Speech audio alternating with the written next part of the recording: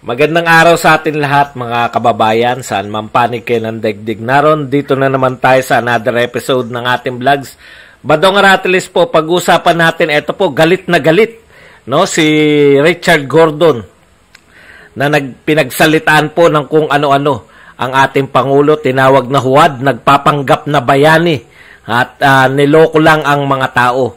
Hindi raw karapat-dapat na maiboto. Yan po ang bawi nito ni Gordon, no? Sa panawagan ni Pangulong Duterte na wag iboto ang mga dating senador dahil wala naman pong ginagawa matino sa Senado.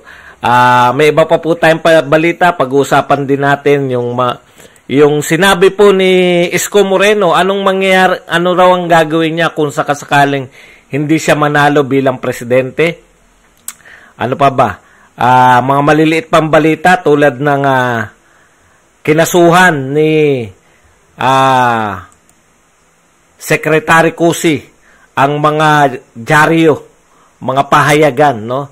Mga multimedia ng kasong libelo, cyber libel na nagkakahalaga ng 200 million. At meron pa ba?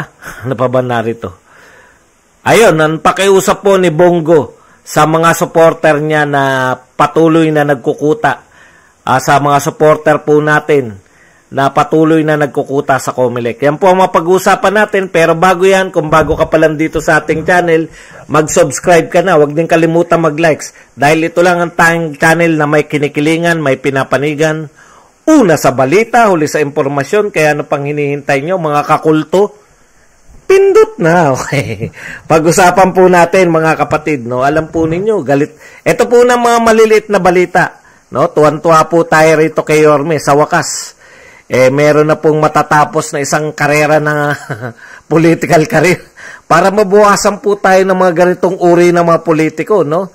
Sabi po ni Yorme, move on na, pahinga na kung siya ay hindi mahahalal bilang Pangulo, no?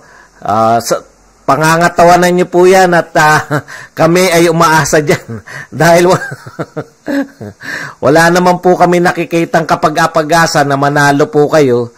Maraming salamat po at kayo po ay kusang loob na nyo at hindi na kayo hindi nyo na hayaan na makita pa namin. Sana yung iba rin, no? Sana yung makatulad din ni Leni Robredo, nila Senator Manny Pacquiao, pwede pa siyang bumalik sa boxing, di ba? Is either promoter naman daw siya o yung mga iba pa pong talunan. Sana po gayahin niyo po si Isko na pag matalo raw ay magpapahinga na, no? Okay po ba 'yon? Sana may kasunduan na ganun eh. Lahat ng matatalo magpahinga na. Kasi po panay lang kayo karakter, no? Pare-pareho kayo ng karakter. Okay. Pag-usapan din po natin dito, no? Ito po yung sinabi ni Cusi na sasampahan niya na ng kasong libelo, cyber libel. Nawala. Nawala yung kay Cusi. Nasaan ba yung kay Cusi?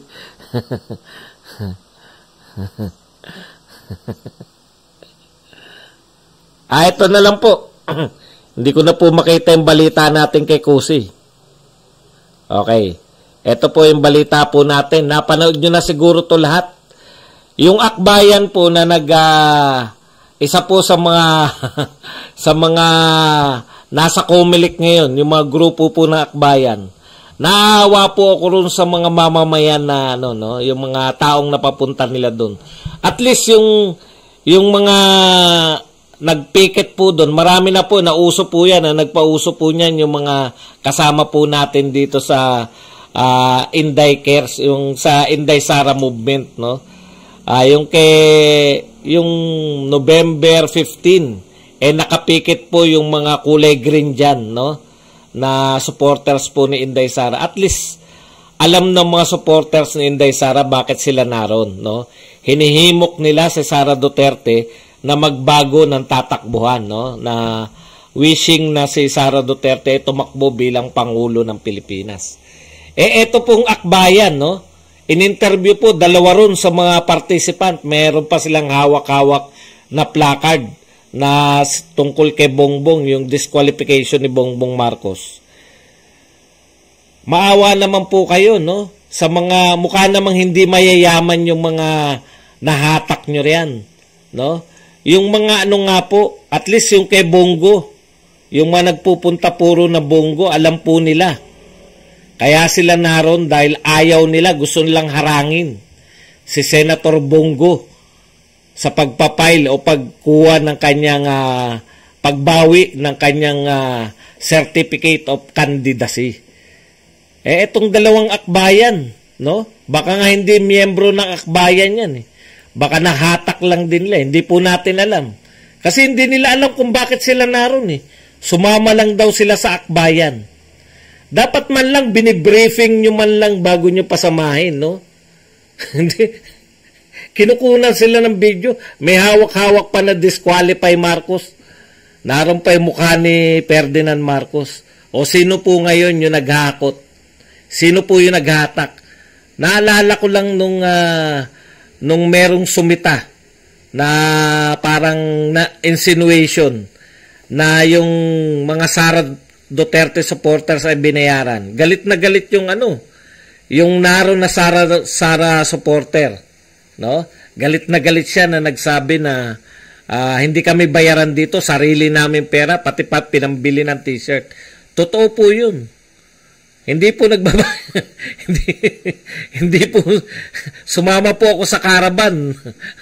T-shirt ko lang maganda, yung sa driver ko tsaka doon sa tagakuha natin ng video wala na po, no? Iyon po yung sinasabi natin na tapos eto ibig sabihin very willing kami na sumama, yung mga sumasama sa caravan. Etong mga to tinanong bakit kayo narito? Hindi po namin basta sumama lang kami sa akbayan. Mahiya naman po tayo, i-briefing nyo man lang po, no? Mga akbayan. Hiyang-hiya po kami, kitang-kita sa video na hindi po nila alam kung bakit sila naroon. Yun lang po ang pakiusap namin para maganda-ganda naman ang labanan. Hindi yung halatang-halata na kung hindi mo alam kung bakit ka naroon at naroon ka. Aba, pwede ba tayo magtanong dyan kung paano sila napunta dun? Okay. Dito na po tayo sa ating topic. Alam po ninyo, galit na galit tong napanood ko po tong napanood ko tong video ni Richard Gordon Alam niyo si Gordon, nakasalang pa rin po hanggang sa kasalukuyan sa Senado yung Parmali, no? Napakatagal na po. At yan nga, ginagamit niya kunwari, di ba? Kasi kung wala siyang investigation, basta na lang siyang magngangawa sa Senado, ayan po, kitang-kita po. Nagamit niya yung investigasyon sa Senado sa kanyang pag-atake. Di po ba? Okay. Bago pala yan, latest po dito sa napipisil, nakapalit ni Pangulong Duterte. Sino po yung pipiliin? Sabi po, ito po ang opisyal na pahayag ng Malacanang, no?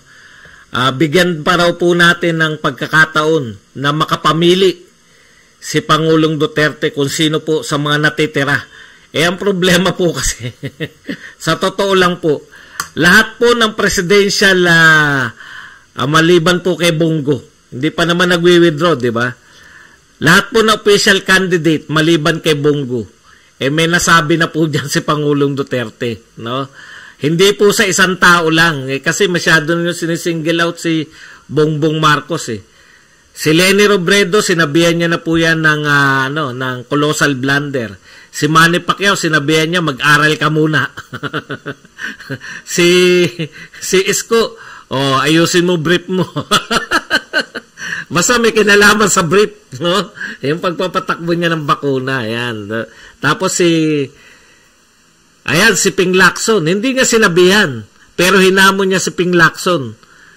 Nung nagkukuda si Ping Lacson tungkol dito sa COA report na merong anomalya dito sa DOH. Ano sabi ni Pangulong Duterte? Magsabi ka na malinis ka, no? Ping Lacson. Hindi po siya nagsabi na malinis siya hanggang sa kasalukuyan. Kaya po, pare-pareho po eh. Siguro, kaya nahihirapan si Pangulong Duterte. Sino sa mga sinabihan ko na to, yung pipiliin ko. Okay, wag po kayo magagalit sa akin ha, nagbabalita lang po ako. No? Ito po ang balita. Ito po ang latest tungkol po kay Bongo. Ito po ang sinabi po niya. No? Ito kapapasok lang po nito eh, minuto pa lang. Malungkot pero alam kong naiintindihan ninyo ang aking pagsasakripisyo. Si Bongo po ito nagsasalita ha. Alang-alang sa aking pamilya, kay Pangulong Duterte at sa inyong lahat. Umaapila rin ako sa mga supporters ko na wag na ninyong hintayin. Wag ninyong akong hintayin sa Comelec sa pagnanais na magbabago pa ang desisyon ko. Wag na po kayong magpakapagod dyan. Mag-ingat rin po tayo dahil may banta pa rin ang COVID-19. Mahal na mahal ko kayo. Senator Bongo, December 3. Wala pa pong ilang minuto pa lang. Nakikiusap na po sa atin. Pero, okay lang po yan. Malay nyo, dahil sa ginagawa ninyong araw-araw, di ba? Ganun talaga eh. Anong tawag dyan? Yung si Sara Duterte nga, tatakbo na lang mayor dahil sa kakulitan natin eh. Tumakbo na na vice president eh. Malay nyo, marami rin po nagme-message sa akin. Sabi ng mga nag-message sa akin, sabi ng isa, Boss Badong, palakasin mo naman yung loob ng mga DDS. Kasi parang ikaw ang kinukunan namin ng lakas, tapos ikaw ang nangunguna na nagsabi na wala nang pag-asa si Bongo. Practical po ako, pero sige po, pagbibigyan ko po kayo. Hanggat hindi pa po wini-withdraw ni Bongo, may pag-asa pa tayo. Okay ba yun? Okay. Totoo naman po, di ba? Baka hanggang sa kasalukuyan, nagdadalawang isip si Bongo. Sana magtatlong isip ka pa, wag lang dalawang isip. Sana isipin mo na marami kang mapapasaya, no? Pagtuluyan mo nang hindi pinuntahan si Comelec. Hindi ko po kasi alam yung kalakaran kung nailista na ba si Bongo, nasama na ba sa balota. Yan, sana po. Okay. Yan ang magandang tanong ni Ed. Ano ang makakapagpabago ng pasya ni Senator Bongo? Wala kaso pati si Pangulong Duterte bumigay na sa kanya. Okay, punta na po tayo. Iwan na po natin yan, no? Wala pa pong ine-endorse si Pangulong Duterte, kaya kulang po tayong lahat. Punta na po tayo rito sa ating topic. Galit na galit po, no? Si Senator Dick Gordon.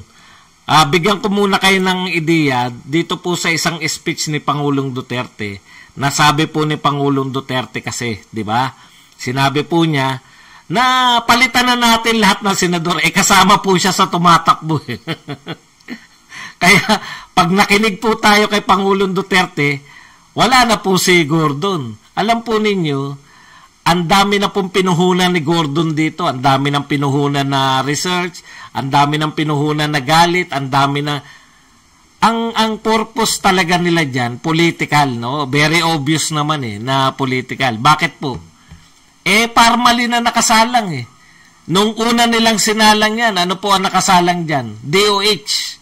Diba? Tandang-tanda natin. DOH po ang nakasalang dyan. Sabi ni Pangulong Duterte, tigilan nyo na nga yan, Senado. Huwag na kayong umatin dyan. Hindi niya po pinatin yung DOH at iba pang mga miyembro ng gabinete. May nagawa ba yung Senado? Wala. Gusto nila magsampa sila ng kaso. Diba? Ano po yung purpose ni Senator Dick Gordon? Una, gusto niya sumikat. Ikalawa, piling niya, baka yung sinasabi niya kay Pangulong Duterte, tumatalbog sa kanya. Yung nagpapanggap kang bayani. Never naming narinig si Pangulong Duterte na nagpanggap ng bayani. No? Mamaya na po natin iisa-isahin yung sinabi ni Gordon. Baka kasi, ikaw yung gusto mong magpanggap na bayani, Richard Gordon. No? Kaya mo iniimbestigahan pilit. Ang problema ninyo sa totoo lang, 5 taon mahigit ninyong binabanatan si Pangulong Duterte ni hindi nyo na iugnay. 5 taon mahigit ni hindi nyo na iugnay. Kahit ang kanyang pamilya, membro man lang ng pamilya niya. Wag na si Pangulong Duterte. Isa man sa miyembro ng pamilya niya, hindi nyo na iugnay sa korupsyon. Kaya galit na galit kayo. Bakit? Yung mga malalapit kay Pangulong Duterte katulad ng kanyang anak. O tsaka yung sa totoo lang, yung Marcoses mismo. Ano ba sabi ni Amy? Kaya siya naghinanakit dahil sa sinabi ni Pangulong Duterte, di ba? Na ang tagal-tagal na naming supporter ng mga Duterte. Si Amy po nagsabi niya na huwag magagalit kay mga BBM.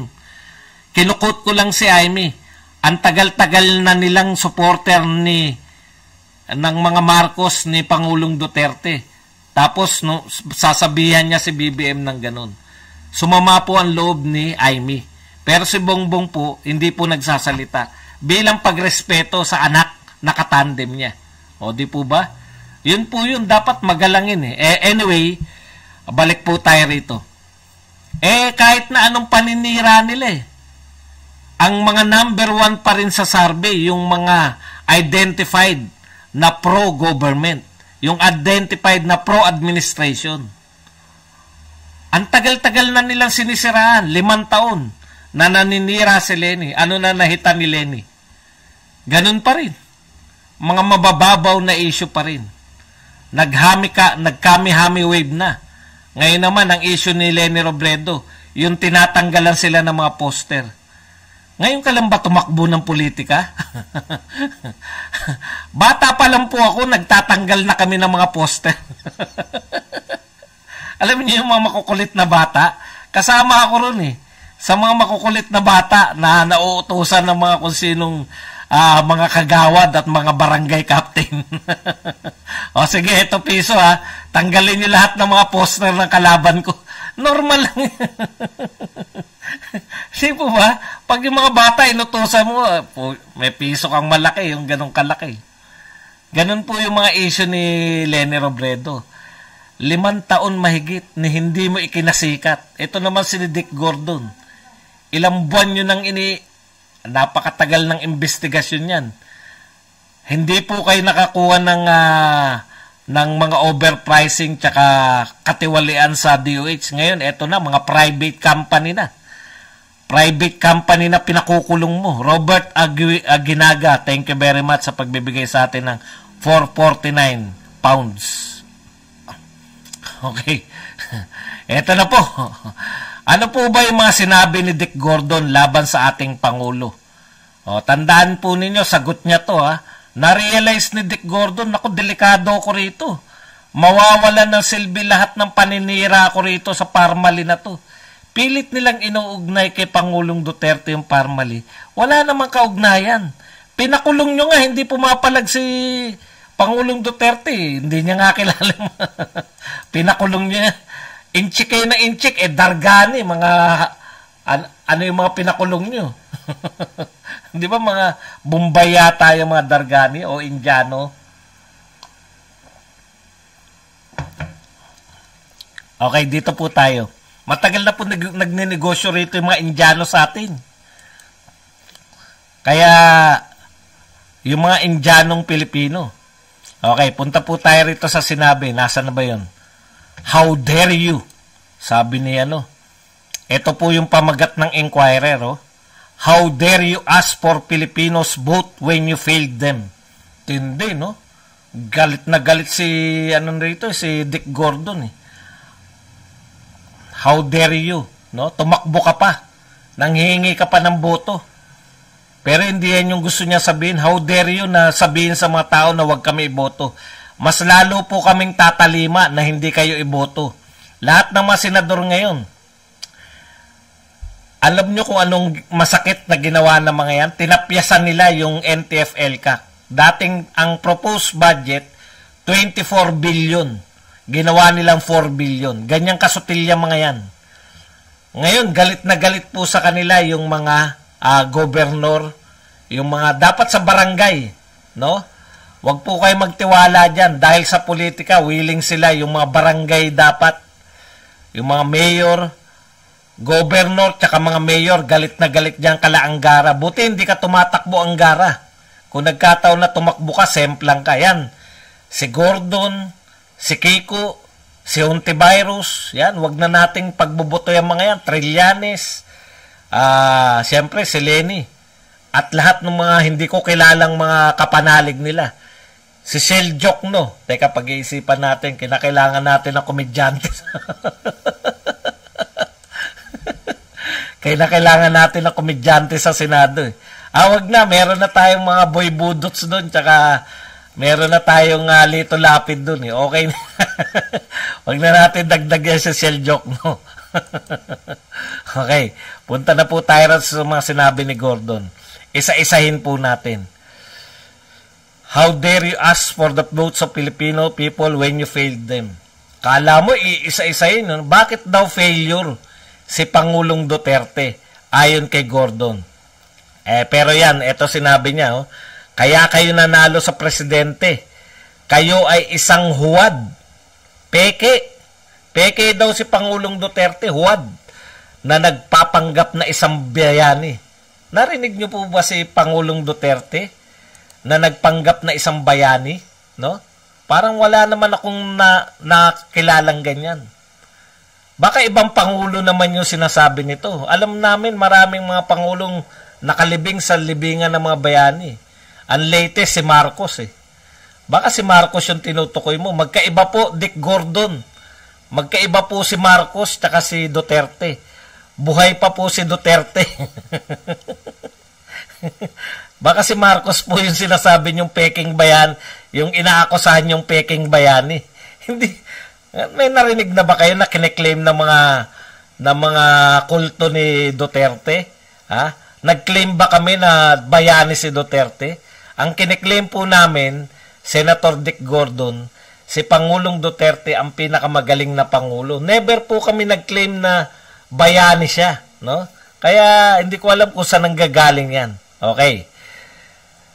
At binola ninyo ang tao, sabi niya. At ngayon ay napapatunayan na kayo ay talagang kapatid ng magnanakaw. Oh, hindi niya sinabing magnanakaw ha, kasi wala siya mapatunayan eh. Nakuha niyo? Kapatid lang na magnanakaw. Sino kaya ang kapatid ni Pangulong Duterte? Sinungaling kayo. Ano raw yung pinagsinungaling ni Pangulong Duterte? Nagpanggap ba siyang bayani? Hindi naman po. Nakakaawa kayo. Ito pa, sinundan pa niya. Nakakaawa kayo sapagkat talagang pinapakita nyo na hindi kayo karapat-dapat maging Pangulo ng Pilipinas. Ang dami na po nun, ha? Ang dami na po ng akusasyon ni Richard Gordon. O, sige, ano raw yung mga pagsisinungaling? Ito, pagsisinungaling daw. Una, nangako kayo mag-jet ski. Parang si Pacquiao lang ba ito? Hindi kayo nag-jet ski. Galit na galit. Ano pa meron talaga sa jet ski, no? Bakit po, eto po tanong ko talaga eh. Bakit po maraming senador na nagagalit kay Pangulong Duterte dahil hindi siya nag-jet ski? Hindi nyo po ba naiintindihan kung gaano po kalayo sa mainland natin, sa Palawan, no? Kaya-kayang i-jet ski. Alam ko po yung jet ski pang, ewan ko lang ha, kung mali ang pang-intindi ko sa jet ski ha. Ang alam ko po sa jet ski, pang ano lang yun eh. Pag malapit lang sa beach, di ba? Yung pumuporma ka lang doon, maganda katawan mo, tapos mayroong kang angkas, mag-jet ski ka. Pero yung pupunta sa, alam po ninyo na, campaign lang po yun. Campaign bravado lang po yun ni Pangulong Duterte. Yun talaga inasahan nyo. Kaya daw palpak si Pangulong Duterte, kaya daw sinungaling dahil hindi siya nag-jet ski. Alam po ninyo, Senator Gordon, mas maganda po yung ginawa ni Pangulong Duterte kaysa sa pag-jet ski. Kinaibigan niya po yung China. At dahil po sa pakikipagkaibigan niya ron, no? Ayan po, nagbunga po yan. Yung ating pong mga mangingisda na dating hindi nakakapangisda, nangingisda na po doon sa West Philippine Sea. O sinabi po ni Lacson, hindi raw nakakapangisda. Saan? Saang interview natin maririnig yun na hindi nakakapangisda? Sa dami po ng mga media na galit kay Duterte, di dapat nag-interview na isang mangingisda na hindi siya nakapangisda. Kayo naman, no. Okay. Jet ski lang pala. Ang pinoproblema ni Gordon, ano pa? Pinangako nyo yung West Philippine Sea, you did not do it. Ang sabi nyo pa, magkakaroon kayo ng jet ski, napupunta kayo doon. Okay, eto pa yung isa. Yung paulit-ulit po sila rito. Pinangako nyo na mauubos ang drugs. Marami na ubos pero pawang mahihirap na walang mahawakan na hanap buhay. Mawak sila ng patalim. Tignan nyo pinangangatwiranan ni Gordon kung bakit sila nagtutulak ng shabu. Humawak sila sa patalim, nagtutulak sila ng shabu, sila pinapatay. Pero yung malalaki at walang nangyayari at sila tumatawa all the way to the bank. Talaga po, wala pong malalaki. Sino po yung nakakulong na senador? Hindi pa ba kayo nalalakihan doon? Yun po, literal na malaki yun. Malaki na sa stature, malaki pa yung katungkulan sa gobyerno. Tumatakbo pa nga ngayon senador Nakakulong po. Ang mga senador po, sa pagkakaalam ko, presidente, vice president, tapos senador na. Pangatlo po yan sa mga pinakamakapangyarihan ng mga tao sa Pilipinas Ano pa po ang lalaki sa senador?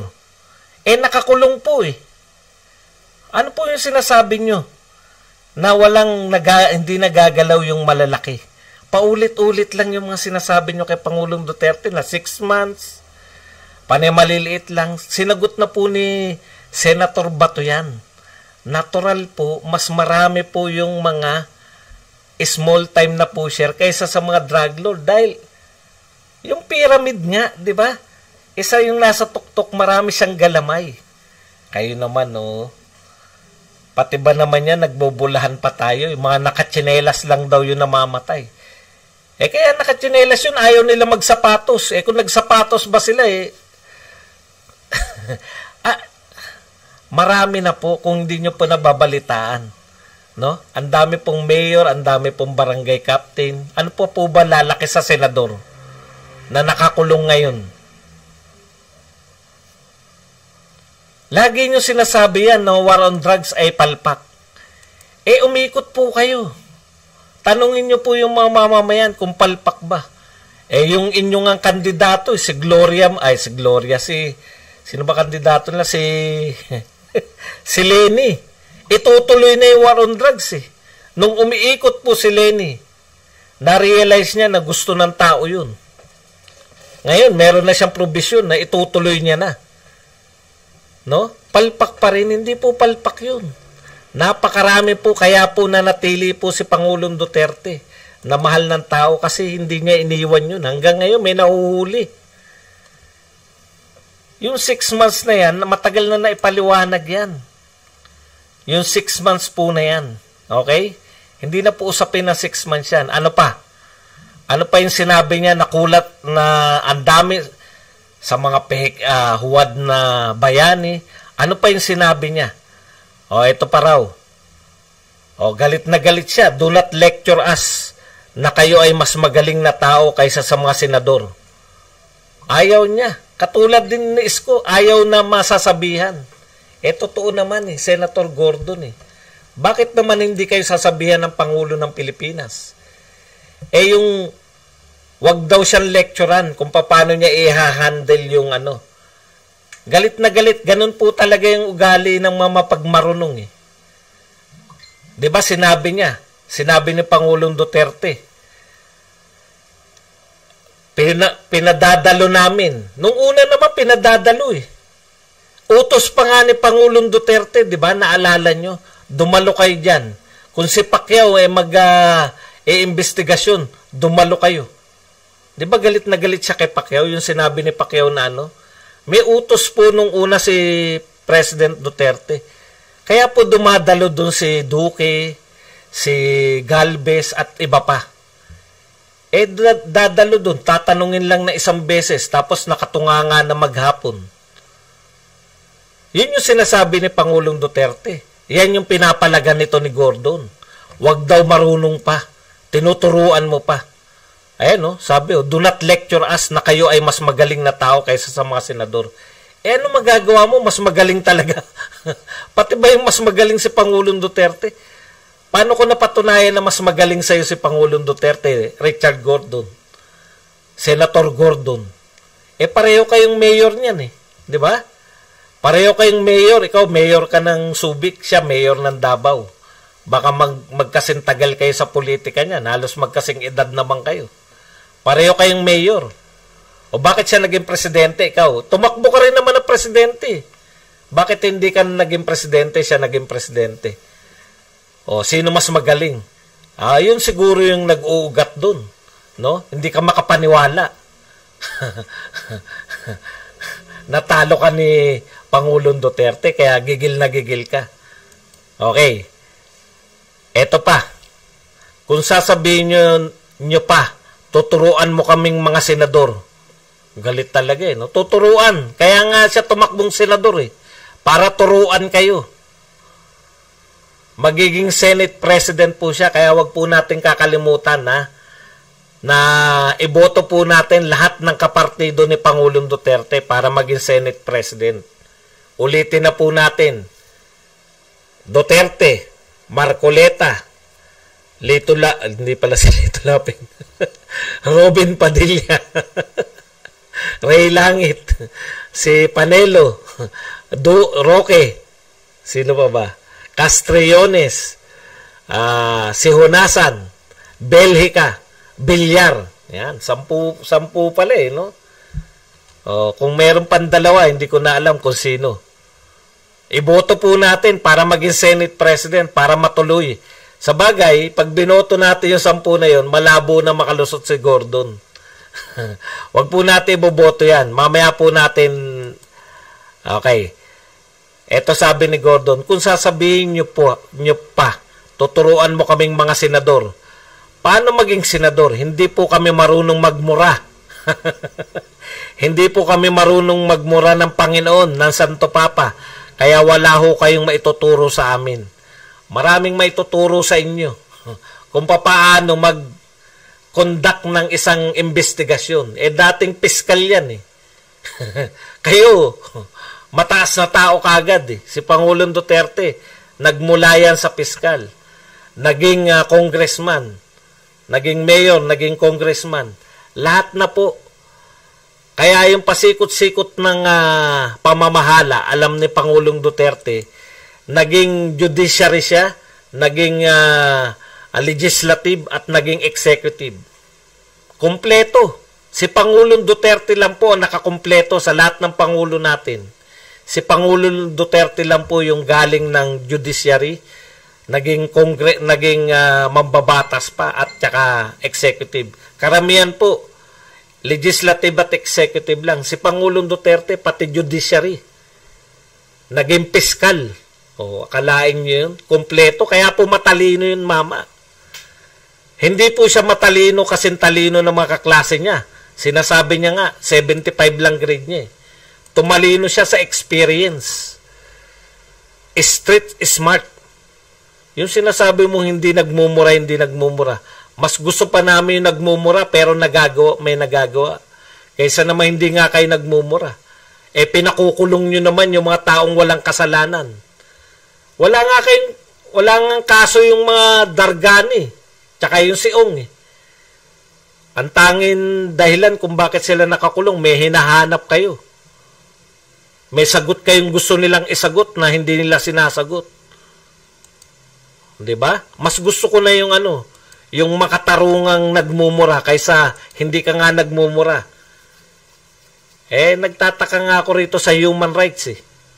Miski yung mga lahat ng kinulong na aktivista na nanawagan yung mga human rights ng paglabag sa human rights. Ito po, hindi ko po kilala yung mga yan. Hindi ko po kaano-ano yan. Pero kitang-kita po natin eh. Bakit nakakulong? Nagsisinungaling, merong hindi nilalabas na papeles. Tama po yun. Wala pong tao na pwede niyong pilitin para tumistigo laban sa kanya sarili. O kaya po, sundin po natin si Pangulong Duterte, wag po nating iboto yan. At higit sa lahat, no, Senator Gordon, nasa na yung 86 million.